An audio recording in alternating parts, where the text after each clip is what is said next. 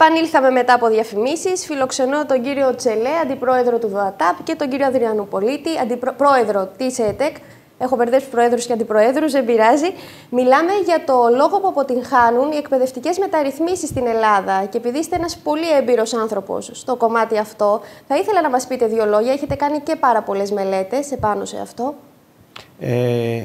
Οι εκπαιδευτικές μεταρρυθμίσεις αποτυγχάνουν γιατί στην Ελλάδα έχουμε ζήσει την τουρκοκρατία που είχαμε σε ό,τι αφορά την τεχνική εκπαίδευση, ένα θεσμό μαθητείας πολύ καταπιεστικό. Στη συνέχεια η χώρα μας δεν γνώρισε βιομηχανική επανάσταση και λίγο πολύ οι Έλληνες ως λαός έχουμε μία τεχνοφοβία. Σε αντίθεση με τα άλλα ευρωπαϊκά κράτη, κυρίως της κεντρικής και της βόρειας Ευρώπης, όπου έχουν παράδοση, όπως είναι η Γερμανία, η Φιλανδία κτλ. Παρ' όλα αυτά, οι Έλληνες, όταν κάποιος επαγγελματίας που προέρχεται που εξασκεί ένα τεχνικό επάγγελμα, μας κάνει εντύπωση που βγάζει περισσότερα χρήματα πολλές φορές από έναν καθηγητή ή ακόμη και από έναν δικηγόρο σήμερα. Κοιτάξτε, όλα είναι θέμα προσφοράς και ζήτησης. Όταν λοιπόν έχουμε πολλούς δικηγόρους και λίγους υδραυλικούς, είναι λογικό αυτοί οι οποίοι κάνουν τεχνικά επαγγέλματα, και δεν μιλάω σήμερα που είναι περίοδος κρίσης, προ λίγων ετών, αλλά και στη συνέχεια που με τον ένα ή τον άλλο τρόπο θα υπάρξει ανάπτυξη, αυτοί δεν πρόκειται ποτέ να μείνουν χωρίς δουλειά. Εάν λοιπόν αυτό το πράγμα δεν αλλάξει, που κατά την άποψή μου θα αλλάξει, διότι τώρα υπάρχει ακόμη η επιθυμία των γονιών να στείλουν τα παιδιά τους στο πανεπιστήμιο, πλην όμως σταματήσανε ουσιαστικά οι διορισμοί στο δημόσιο και άρα το όνειρο του γονιού να τελειώσει το πανεπιστήμιο και να διορίσουμε το παιδί στο δημόσιο σταματάει. Αυτό θα το αντιληφθούν, και πέραν αυτού του γεγονότος υπάρχει η οικονομική κρίση που η μέση οικογένεια και πολύ περισσότερο τα κατώτερα οικονομικά στρώματα δεν μπορούν να πληρώσουν ενίκεια στην επαρχία για σπουδές ή για ιδιαίτερα μαθήματα κτλ. Και εκ των πραγμάτων, καλός ή κακός, θα αναγκαστούν να πούν, προκειμένου να μην έχει κανένα όπλο του για την επαγγελματική του αποκατάσταση, ας πάει να μάθει μια τέχνη, όπως λέγανε και παλιότερα. Ποια είναι τα τεχνικά επαγγέλματα? Θέλω να απαριθμίσετε κάποια. Υδραυλικός. Έχει πάρα πολλά. Δηλαδή αυτή τη στιγμή στις τεχνικές σχολές και στα τεχνικά λύκεια, στα επαγγελματικά λύκεια, λειτουργούν 49-50 ειδικότητες. Δηλαδή πληροφορικός, ηλεκτρονικός, μηχανολόγος, επαγγέλματα υγείας, νοσηλευτής, βρεφονιπιοκόμος και άλλα πολλά. Αυτά συγκαταλέγονται σε τεχνικά επαγγέλματα, ο βρεφονιπιοκόμος? Φυσικά. Ναι. Τεχνικά επαγγελματικά, έτσι όταν λέμε ας πούμε τεχνολογική εκπαίδευση που είναι στην τριτοβάθμια τα ΤΕΗ, δεν εννοούμε μόνο ο μηχανολόγος και ο ηλεκτρολόγος, είναι και τα επαγγέλματα υγείας και οι οικονομικές σπουδές και άλλα. Τα επαγγέλματα που χειρίζονται κάποια μηχανήματα λοιπόν, έτσι, που έχουν χειρονακτική εργασία. Ναι, η οποία βεβαίως δεν είναι η χειρονακτική που ξέραμε πριν πολλά χρόνια. Τώρα δηλαδή δεν παίρνει κανένας να σκάψει ή με το φτιάρι να κάνει δουλειά. Όλα απαιτούν ειδικές γνώσεις και στους υπολογιστές και σε πολλά άλλα θέματα. Ποια είναι τα τεχνικά επαγγέλματα που παρουσιάζουν την περισσότερη ζήτηση από την αγορά εργασίας?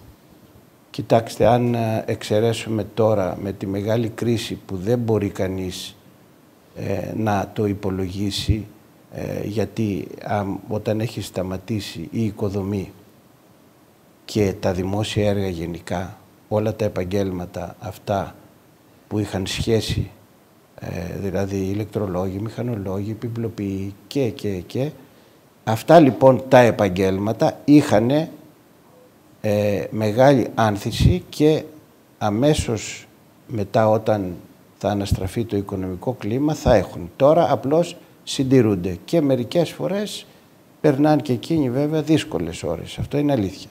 Εκτός από αυτά τα καθαρώς τεχνικά επαγγέλματα, έχουν ό,τι έχει σχέση με το περιβάλλον, με τις νέες τεχνολογίες, ας πούμε, οι τεχνίτες φωτοβολταϊκών, οι τεχνίτες φυσικού αερίου και άλλα διάφορα επαγγέλματα. Για γυναίκες? Για γυναίκες, καταρχήν, πρέπει να σας πω ότι η τεχνική εκπαίδευση μπορεί να πηγαίνουν περισσότερα αγόρια, αλλά έχουμε και μεγάλο ποσοστό, πάνω από 40% κοριτσιών, οι οποίες κοπέλες πηγαίνουν σε επαγγέλματα υγείας, όπως προανέφερα, νοσηλευτικής, ιατρικά εργαστήρια, βρεφονιπιοκόμοι, πηγαίνουν σε επαγγέλματα γραφείου, βοηθοί λογιστών, υπάλληλοι γραφείων, αισθητική, κομμωτική, που έχει επίσης μεγάλη ζήτηση από τους νέους. Αυτά είναι επαγγέλματα που πηγαίνουν κορίτσια. Σε περίοδο κρίσης, λοιπόν, τα τεχνικά επαγγέλματα είναι μία λύση? Κατά την άποψή μου είναι λύση, και από την άλλη μεριά θα πρέπει σιγά σιγά να το κατανοεί ο κόσμος, η οικογένεια, οι μαθητές, ότι δεν είναι υποδεέστερο να είσαι ένας εργαζόμενος τεχνικός παρά να είσαι ένας άνεργος δικηγόρος, για παράδειγμα. Αυτό σιγά σιγά θα αρχίσει να το καταλαβαίνει και θα υπάρχει μία στροφή. Κύριε Τσελέ, θα ήθελα και τη δική σας άποψη επάνω σε αυτό. Είναι πολύ ωραία τα είπε ο κ. Ανδριαλοπουλίτης προηγουμένως. Θα ήθελα όμως να διαφοροποιηθώ λιγάκι ως προς τις αιτίες που δημιούργησαν το φαινόμενο στην Ελλάδα. Είναι γεγονός, όλοι το έχουμε παρατηρήσει, ότι κάθε οικογένεια στην Ελλάδα θέλει να δώσει τα καλύτερα δυνατά εφόδια στα παιδιά της. Έτσι λοιπόν είναι πρόθυμη να ξοδέψει προς το μόνο που πιστεύει ότι μένει σαν περιουσία στο παιδί. Φροντίζει βέβαια να αφήσει και υλικά αγαθά, αλλά έχοντας δοκιμάσει, η ιστορία μας βοηθάει να το καταλάβουμε αυτό, διάφορες ανατροπές, πιστεύει, και πολύ σωστά το πιστεύει, ότι το μόνο που μένει σαν περιουσιακό στοιχείο στο παιδί είναι η γνώση. Έτσι λοιπόν είναι πρόθυμη να ξοδέψει προκειμένου να το εφοδιάσει με το καλύτερο δυνατό στοιχείο γνώσης. Έτσι προσπαθεί να το οθήσει προς πανεπιστημιακές σπουδές και μάλιστα και σε μεταπτυχιακά, και το υποστηρίζει το παιδί όσο μπορεί περισσότερο. Ωστόσο, η εφαρμογή, όταν το παιδί αυτό θα ζητήσει κάποια απασχόληση, αυτό πρέπει να ταιριάζει με την οικονομία. Η οικονομία της Ελλάδας δεν έχει μία καθορισμένη φυσιογνωμία, με την έννοια ότι υπήρξε ένα μοντέλο ανάπτυξης κάποτε που θα μας έλεγε ότι προχωράμε προς τα εκεί. Παραδείγματος χάριν, δεν έχω διακρίνει όλα τα χρόνια που έζησα ένα συγκεκριμένο σχέδιο για την ανάπτυξη της πρωτογενούς παραγωγής ή της δευτερογενούς παραγωγής. Φτάσαμε και βλέπετε ότι απαξιώνονται μονάδες, απαξιώνονται καλλιέργειες, χωρίς να υπάρχει κάποια στοιχειώδης πρόβλεψη. Ούτε ξέρουμε αύριο ακριβώς τι θα υπάρχει.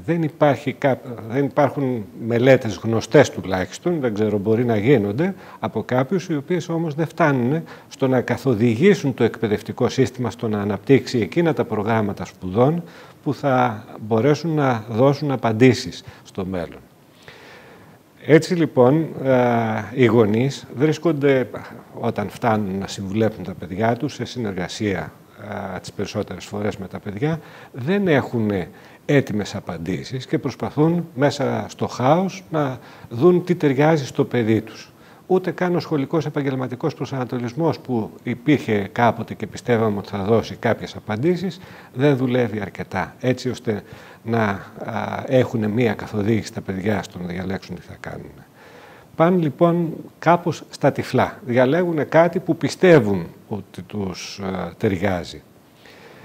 Και όλα αυτά μας έχουν οδηγήσει, όπως υπόθηκε και προηγούμενα, στο μοντέλο κυρίως να ακολουθούν κλασικές σπουδές αντί να πηγαίνουν προς την εφαρμογή, προς τεχνολογικές σπουδές. Αυτό οφείλεται κατά ένα μέρος και στο γεγονός ότι δεν είναι γνωστό ότι τα τεχνικά επαγγέλματα μπορούν να έχουν, τα άτομα που εξασκούν τεχνικά επαγγέλματα μπορούν να έχουν επαγγελματική αποκατάσταση και στο εξωτερικό, έτσι δεν είναι? Βεβαίως, και υπάρχει μία οδηγία και έχει γίνει εφαρμογή για την ελεύθερη μετακίνηση των εργαζομένων στις χώρες της Ευρωπαϊκής Ένωσης και υπάρχει και αντιστοίχηση πτυχίων, ούτως ώστε αυτός που τελειώνει εδώ, παραδείγματος χάριν, μηχανικός αυτοκινήτων, να μπορεί να εργαστεί στη Γερμανία, για παράδειγμα.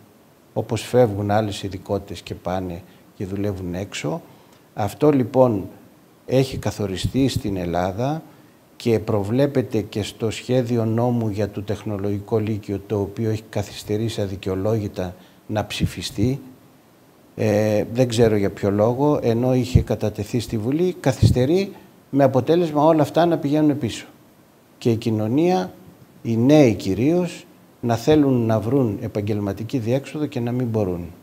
Θα ήθελα, αν μου επιτρέπετε κύριε Χαλάτση, να προσθέσω κάτι σε αυτά που είπε ο συνάδελφός μου, ότι βεβαίως είναι ένα εφόδιο για τα παιδιά το πανεπιστημιακό πτυχίο. Δεν διαφωνεί κανένας γι' αυτό. Πρέπει όμως το κράτος να σκεφτεί σοβαρά ότι δεν είναι δυνατόν να μπαίνουν ελεύθερα στο πανεπιστήμιο οι πάντες, γιατί περί αυτού πρόκειται τώρα. Όταν δεν υπάρχει βάση του 10 και μπαίνει με το 8 και με το 7 και πιο κάτω, τι πανεπιστημιακές σπουδές κατά την άποψή μου είναι αυτές?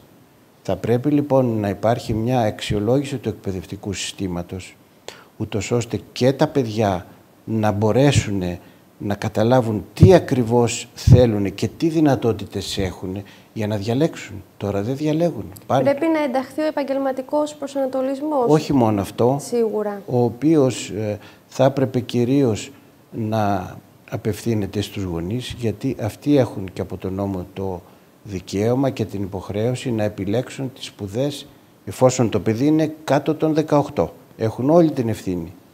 Εκεί λοιπόν δεν υπάρχει ενημέρωση των γονέων. Και σου λέει θα πάει στο πανεπιστήμιο. Ό,τι και να γίνει, καλά θα είναι, κάπου θα διοριστεί, θα βγάζει λεφτά. Ενώ η πραγματικότητα δεν είναι αυτή. Είναι πολύ ενδιαφέροντα όλα αυτά, κυρία Αδριανουπολίτη. Θα κάνουμε ένα ακόμη διάλειμμα και θα επανέλθουμε. Φίλες και φίλοι, παύση για διαφημίσεις και επανερχόμαστε.